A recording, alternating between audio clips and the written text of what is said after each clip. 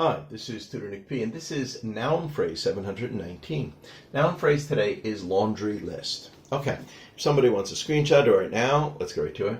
If someone has a laundry list, it means that they have a long, tedious list of something, especially one that is not selective or is too long. So, of course, most of the time it's not about laundry at all. It's about something else, but when you use this term, you feel like the list is way too long and somebody is like complaining about something.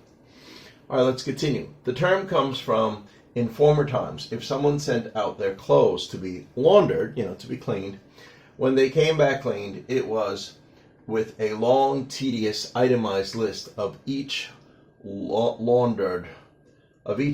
laundered, such as shirts, socks, underwear, etc.